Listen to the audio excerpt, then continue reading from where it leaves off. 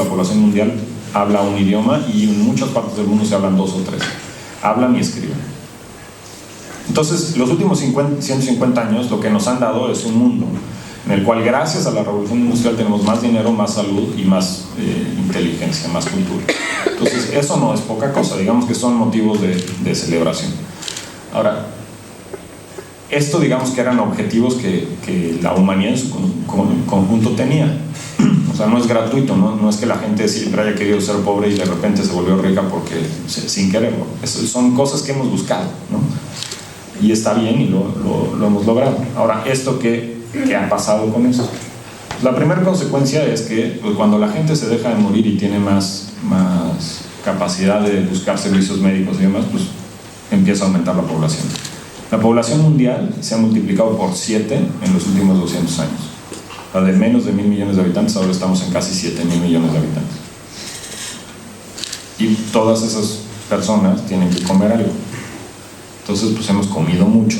Hay una manera de medir esto que es el Living Planet Index, que es un índice que mide la salud y la densidad de población de 1.300 especies de vertebrados en el mundo.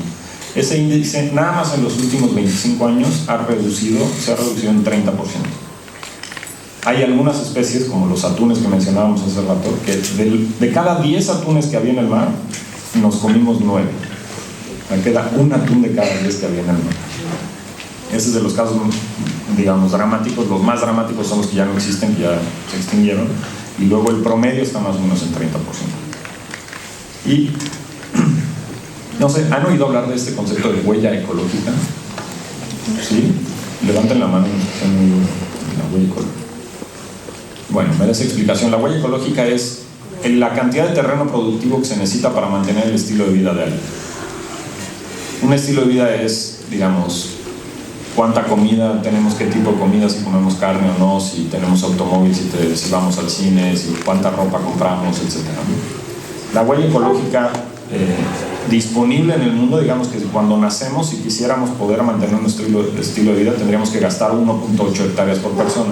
El promedio mundial está en 2.6. Eso significa que ya estamos en la línea punteada del medio, sería la biocapacidad del planeta, o sea, lo que el planeta puede producir, y estamos muy por encima.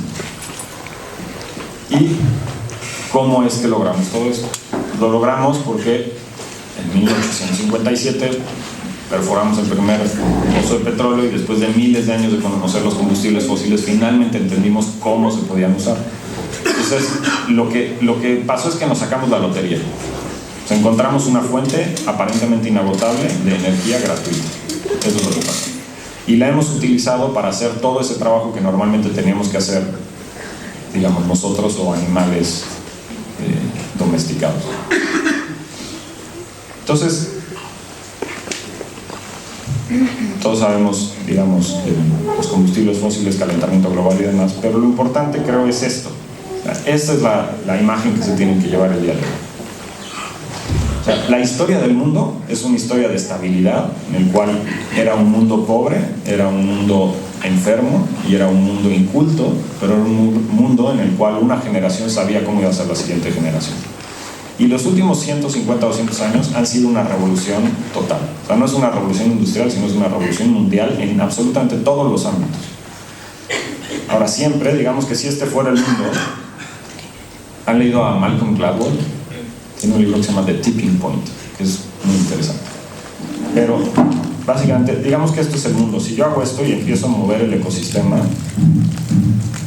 tiene una resiliencia, tiene la capacidad de regresar. Y de repente no. Pero llegó a otro tipo de estabilidad. Entonces, esa es la pregunta que está ahí. O sea, tenemos 150 años de revolución total. El mundo no va a seguir cambiando eternamente, pero va a llegar a una estabilidad que tenemos que tratar de averiguar cuál es. Y esa es la gran pregunta que tenemos. Ahora, ¿por qué esto nos interesa como diseñadores? Obviamente nos interesa, uno, porque mucho del impacto ambiental de los productos y de los sistemas en los que vivimos son responsabilidad de los que hacen estas ideas de diseño. Pero otro, porque la teoría es que el diseño es una actividad de visualización, de prever, de poder plantear escenarios futuros, es decir, esto me gusta, ¿no? Yo quiero que esto exista, quiero que esto sea parte del mundo futuro. Entonces, como diseñadores, ¿cómo podemos afectar en la respuesta a esa pregunta? Ahora, hay una cosa que sí sabemos: esa energía gratuita que utilizamos para todos estos cambios se va a acabar, eso lo sabemos. Entonces, ¿se acuerdan que les dije, por favor acuérdense de todas estas imágenes pensando en si están preparados para vivir en un mundo sin esos productos? Pues el mundo no va a tener esos productos. O sea, los combustibles fósiles que hemos utilizado para mover el mundo en general son un recurso no renovable, eso no lo discuten. Entonces, hay otra, de todas las cosas que puse, hay otra más que sabemos que está pasando, que es la extinción de especies. Después de los dinosaurios fueron cuando se murieron, cuando extinguieron los dinosaurios, fue la quinta extinción masiva de especies del planeta. O sea, fue la quinta vez que más del 50% de las especies del planeta desaparecieron. En aquella ocasión fue por un meteorito. Ahora todos los biólogos importantes del mundo, miles y miles de biólogos, firmaron una declaración en la que dicen que estamos viviendo la sexta extinción masiva de especies, que para 2100 vamos a haber perdido el 50% de las especies del planeta. Eso es bastante grave. Esas dos cosas las sabemos, pero todo lo demás no lo sabemos. Entonces, la gran pregunta es si podemos utilizar el diseño como una herramienta de cambio. O sea, si podemos utilizar el diseño como una manera de ayudar a plantear respuestas o plantear posibles soluciones a toda esta revolución que hemos vivido. Digamos, la respuesta es obviamente sí. A eso se dedica un diseñador, a planear escenarios futuros, a plantear soluciones diferentes, a plantear maneras de hacer las cosas de otra forma. Pero justamente el punto, y con lo que voy a terminar el día de hoy, es citando siempre es bueno citar a alguien más inteligente que uno, ¿no? Entonces, vamos a poner a Einstein, ese sabemos que es más inteligente que todos nosotros, y él decía: no podemos solucionar nuestros problemas usando el mismo razonamiento con el cual los creamos. Esa es como la imagen que nos tenemos que llevar. O sea,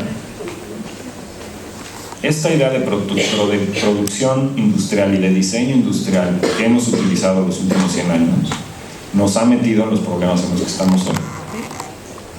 Entonces la pregunta es: ¿cómo podemos cambiar nuestro esquema de pensamiento? O sea, ¿cómo nuestro razonamiento puede cambiar para tener un resultado diferente? Obviamente no queremos regresar al mundo ignorante, pobre y enfermo que teníamos en 1700.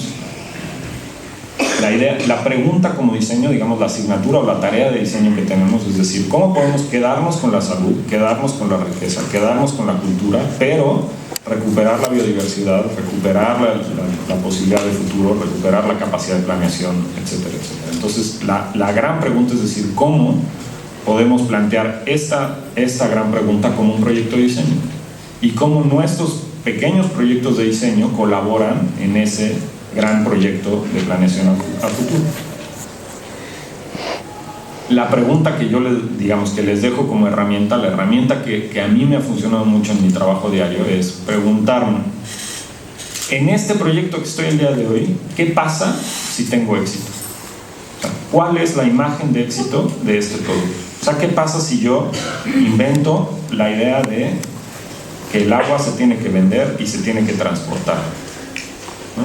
Y planteo la idea de un envase desechable para agua? ¿Y qué pasa si tengo éxito y todo el mundo adopta mi propuesta de solución?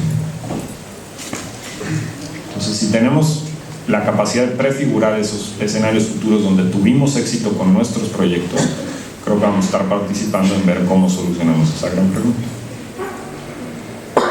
Bueno, esa es la idea de los proyectos y un poco de otras estrategias. Creo que podemos platicar después. Si tienen chance de ir a la discusión, estaría muy bien. Y les agradezco mucho la atención. Muchas gracias.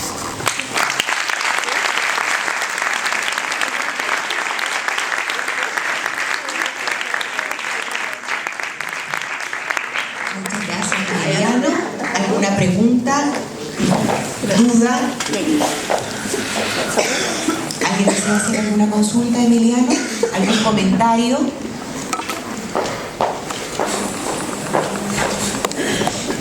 Muchas gracias.